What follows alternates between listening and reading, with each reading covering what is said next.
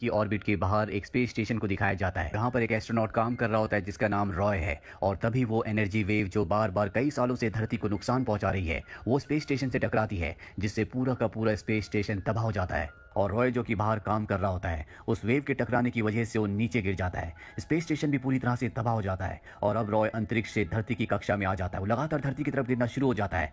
वो अपना पैराशूट खोल देता है जिससे वो अर्थ पर एक दूसरी कंट्री में लैंड हो जाता है। हालांकि रॉय के अलावा कोई भी नहीं बचा होता। ये एक बहुत बड़ा चमत्कार होता है क्योंकि इतनी ऊपर से कभी भी कोई पैराशूट से बच नहीं सकता। हालांकि रॉय बच चुका है लेकिन उसे देखकर लगता है कि उसकी जिंदगी में कभी कोई खुशी नहीं थी। वो हमेशा उदास रहता है और जिस वजह से उसकी पत्नी ने भी उसे छोड़ दिया था। दरअसल आज से कई साल पहले नेपच्यून प्लेनेट की तरफ जो एस्ट्रोनॉट्स की टीम गई थी उनको लीड करने वाले और कोई नहीं बल्कि रॉय के पिता थे, जो कि एक बहुत बड़े वैज्ञानिक, बहुत बड़े एस्ट्रोनॉट थे जो नेपच्यून में जाकर इंटेलिजेंट लाइफ को ढूंढना चाहते थे। इसीलिए वो उस प्रोजेक्ट में, जिसका नाम लीमा था, उस प्रोजेक्ट में कई एस्ट्रोनॉट्स के साथ वहां गए। लेकिन ये एक ऐसा प्रोजेक्ट था जो वन वे था, यानी कि उस प्लेनेट पर जाए तो जा सकता था लेकिन वहां से आने का उनके पास कोई भी रास्ता नहीं था। जिस वक्त उसके पिता गए थे रॉय बहुत छोटा था। उसके पिता उसकी मॉम को उसे छोड़कर चले गए थे। रॉय अपने पिता से बहुत प्यार करता था और जब उसके पिता की टीम का कॉन्टैक्ट अर्थ से पूरी तरह से टूट गया तो उसे बताया गया कि उसके पिता अब जिंदा नहीं है, वो मारे जा चुके हैं। जिसके बाद रॉय बहुत उदास हो गया। उसके मन में सिर्फ एक सूनापन रह गया था जो आज भी बरकरार है।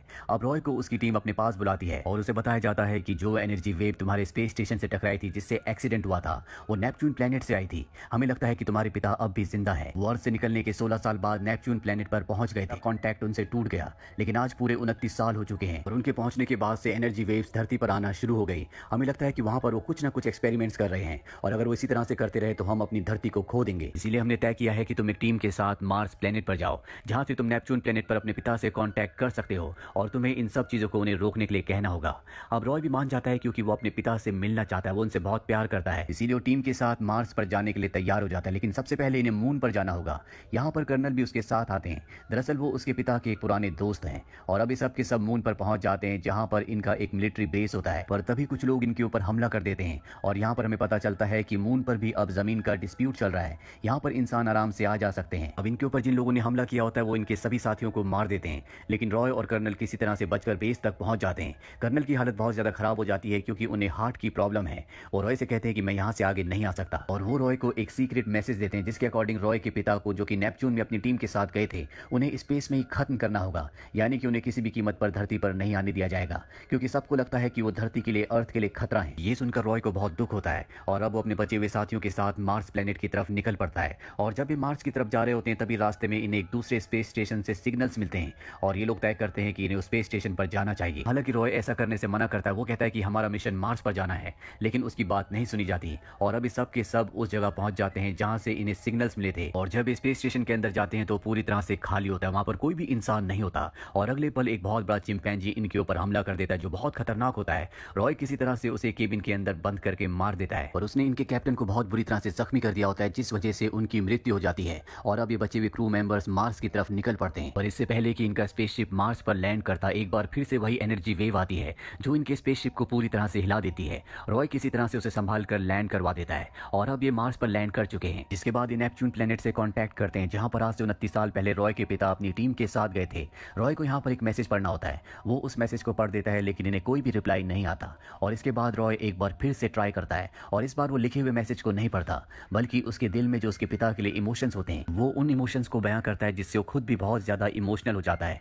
यहाँ इनकी जो हेड होती है वो रॉय को अब इस टीम से निकाल देती है क्योंकि उसने रूल्स को फॉलो नहीं किया। उसे वही बोलना था जो लिखा गया था। लेकिन रॉय ने जो मैसेज अपने पिता के लिए भेजा था वो बहुत ज्यादा इमोशनल होता है, इसीलिए उसके पिता का रिप्लाई उसे आ जाता है। लेकिन वो रिप्लाई उसे सुनने नहीं दिया जाता और इस टीम की जो हेड होती है वो रॉय को अर्थ पर वापस भेजना चाहती है। पर इससे पहले कि उसे अर्थ पर वापस भेजा जाता, उसके पास यहाँ की डायरेक्टर आती है और उससे पूछती है कि तुम यहाँ पर क्या करने के लिए आए थे। दरअसल अर्थ से वो अपने साथ कर्नल को लेकर आया था और ये जो बाकी लोग थे, बाकी क्रू मेंबर्स थे, पहले से मून पर थे जो उसके साथ यहाँ पर आए हैं। इसीलिए इन सबको रॉय के मिशन के बारे में बहुत कुछ नहीं पता होता। रॉय ने कुछ बताना भी नहीं चाहता क्योंकि ये एक सीक्रेट मिशन है। और तब उसे डायरेक्टर बताती है कि जो वेव्स हमारी धरती से, मून से और दूसरे प्लेनेट से टकराती है उसकी वजह से मेरे बहुत सारे साथी मारे जा चुके हैं। इसके बाद रॉय को ये भी बताती है कि आज से कुछ साल पहले हमें तुम्हारे पिता का एक मैसेज आया था और वो मैसेज उसे दिखाती है जिसमें रॉय के पिता कह रहे होते हैं कि हम सब यहाँ पर इंटेलिजेंट एलियंस को ढूंढने के लिए आए थे जो हमसे बहुत ज्यादा एडवांस हो जो हमारी धरती को बचा ले। और ये एक बहुत बड़ी खोज थी। लेकिन मेरे सभी साथी अर्थ पर वापस जाना चाहते थे क्योंकि साइकोलॉजिकली वो बहुत ज्यादा वीक हो चुके थे। मैंने उन्हें ऐसा करने के लिए मना भी किया,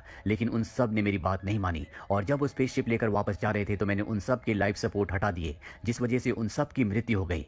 यहाँ पर जो कमांडर होती है कि तुम्हारे पिता की टीम में मेरे माता पिता भी थे, यानी कि उसके माता पिता की जान भी रॉय ने ली है। और इस बात से रॉय बहुत ज्यादा दुखी हो जाता है क्योंकि बचपन से वो अपने पिता को बहुत मिस करता है। उसके पिता उसके लिए एक हीरो थे। वो हमेशा उन्हीं की वजह से उदास रहता है क्योंकि उसके पिता बचपन में उसे छोड़कर चले गए थे। और अपने पिता का ये सच जानने के बाद उसे बहुत दुख होता है कि उसके पिता ने कई मासूमों की जान ली। डायरेक्टर उसे बताती है कि तुम्हारे पिता के एक्सपेरिमेंट्स की वजह से ये एनर्जी वेव्स जनरेट हो रही हैं, जिससे हमारी अर्थ को खतरा है। और तुम्हें यहाँ पर इसलिए भेजा गया है ताकि तुम्हारे पिता तुम्हारे मैसेज का जवाब दें, ताकि उनकी लोकेशन का पता चल जाए और उस स्पेस स्टेशन को ब्लास्ट कर दिया जाए। और अब उन्हें पता है कि तुम्हारे पिता का स्पेस स्टेशन कहां पर है और जल्दी यहां से एक रॉकेट लॉन्च होने वाला है जो तुम्हारे पिता की स्पेसशिप को ब्लास्ट कर देगा। रॉय डायरेक्टर से कहता है कि मैं आखिरी बार अपने पिता से मिलना चाहता हूं, मुझे तुम्हारी मदद की जरूरत है। और इसके बाद डायरेक्टर एक टनल से उसे उस रॉकेट तक पहुंचा देती है जो लॉन्च होने वाला है। और इससे पहले कि रॉकेट लॉन्च होता वो उसके अंदर पहुंच जाता है। और इसके अंदर जो एस्ट्रोनॉट्स होते हैं उन्हें पता चल जाता है कि रॉय अंदर आ चुका है। उसका दिमागी संतुलन पूरी तरह से ठीक नहीं है। वो उसे गन से बेहोश करने की कोशिश करते हैं, लेकिन फायर की वजह से इनका ग्लास क्रैक हो जाता है, जिससे इसके अंदर की जितनी भी ऑक्सीजन होती है वो सब की सब रिलीज हो जाती है। और यहाँ पर सब के सब एस्ट्रोनॉट्स मारे जाते हैं। रॉय बच जाता है क्योंकि उसने स्पेस सूट पहना होता है। और अब वो अकेले उस तरफ निकल पड़ता है जहाँ पर उसके पिता का स्पेस स्टेशन है।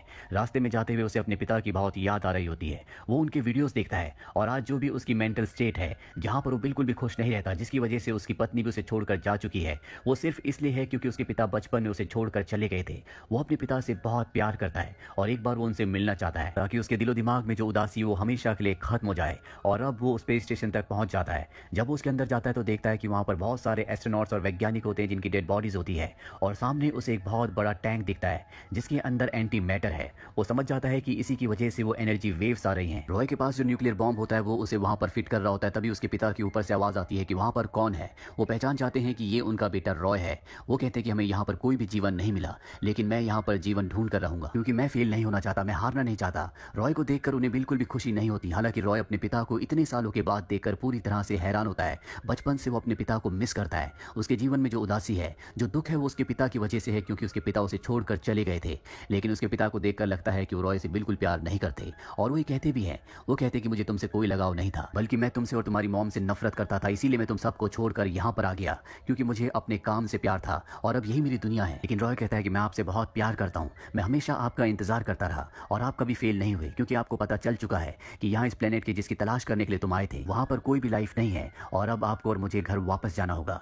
लेकिन उसके पिता साफ साफ मना कर देते हैं। वो कहते हैं कि मैं यहाँ से कहीं नहीं जाऊंगा। और रॉय अपने पिता को मना लेता है। इसके बाद वो न्यूक्लियर वेपन को ऑन करके अपने पिता के साथ स्टेशन से बाहर आ जाता है। लेकिन उसके पिता के सूट में जो थ्रस्टर होता है जिससे स्पेस में मूव किया जा सकता है, वो उसे ऑन करके उससे दूर जाने लगते हैं। लेकिन ये दोनों के दोनों एक रस्से से बंधे होते हैं, इसीलिए रॉय अपने पिता को वापस खींच लेता है। रॉय के पिता रॉय से कहते हैं कि मुझे छोड़ दो, मुझे जाने दो। जहां तुम मुझे वापस ले जाना चाहते हो वो मेरा घर नहीं है, यही मेरा घर है। हालांकि मैंने तुम्हारे साथ कभी भी अच्छा नहीं किया, तुम्हें बचपन में छोड़कर चला गया, उसके लिए मैं तुमसे माफी मांगता हूँ, लेकिन अब तुम्हें मुझे जाने देना होगा। इन दोनों की आंखों में आंसू होते हैं। रॉय समझ जाता है कि उसके पिता अर्थ पर कभी वापस नहीं आना चाहते, इसीलिए वो रस्सी को आजाद कर देता है जिससे उसके पिता डीप स्पेस में चले जाते हैं। और रॉय अपने सूट के थ्रस्टर की मदद से वापस अपने स्पेसशिप तक यानी कि रॉकेट तक आ जाता है, जहां से वो अपने पिता को आखिरी बार नेपच्यून प्लेनेट की ऑर्बिट की तरफ जाते हुए देखता है, यानी कि अब उसके पिता जिंदा नहीं बच सकते। और इसके बाद वो अपने स्पेसशिप को लेकर यहाँ से निकलने से पहले अपने पिता के स्पेस स्टेशन को ब्लास्ट कर देता है, जिससे उसके स्पेसशिप को एक पुश मिलता है और उसका स्पेसशिप बड़ी तेजी से अर्थ की तरफ बढ़ना शुरू हो जाता है।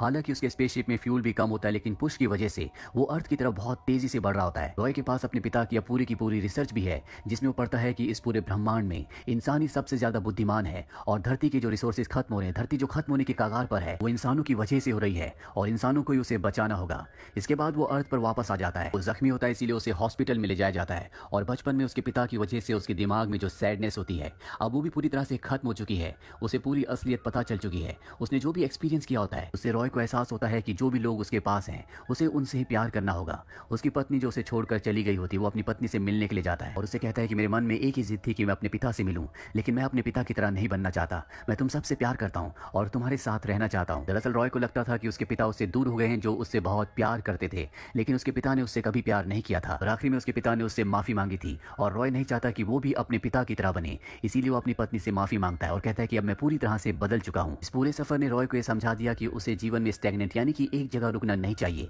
एक फीलिंग्स के लिए अपनी और दूसरों की जिंदगी को बर्बाद नहीं करना चाहिए, बल्कि ज़िंदगी में आगे बढ़ना चाहिए। उसे एहसास होता है कि ज़िंदगी में खुश रहना बहुत ज़रूरी है और अपनों का साथ उससे भी ज़्यादा ज़रूरी। और अब रॉय पूरी तरह से बदल चुका है और इसी के साथ ये फ़िल्म, ये कहानी यहीं पर खत्म